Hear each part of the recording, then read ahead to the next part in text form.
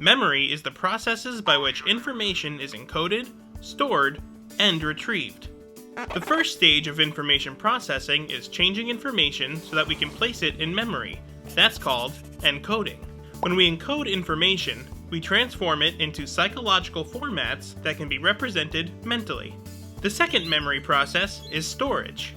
Storage means maintaining information over time. The third memory process is retrieval. The retrieval of stored information means locating it and returning it to consciousness.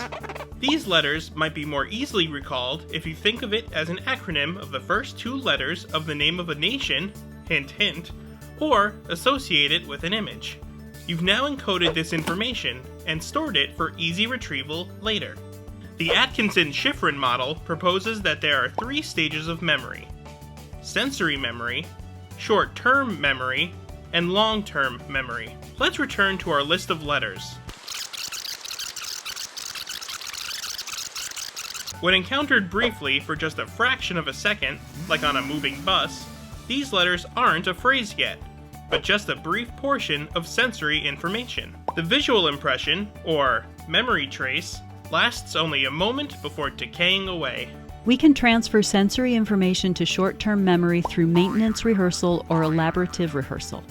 Thinking again about our list of letters. Rapidly rehearsing 10 meaningless letters is not an easy task. There are 10 discrete elements or chunks to keep in your short-term memory. The average person is comfortable with remembering about 7 numbers at a time, so try chunking this information into smaller pieces the same way a phone number is structured.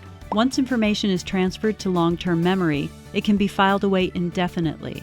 Your memory is capable of relatively permanent storage. You probably remember the name of your first-grade teacher, for example, or the year of your favorite trip or concert.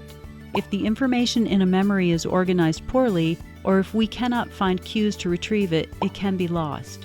Maybe we can remember something about our phrase of letters, but not the exact letters or specific order.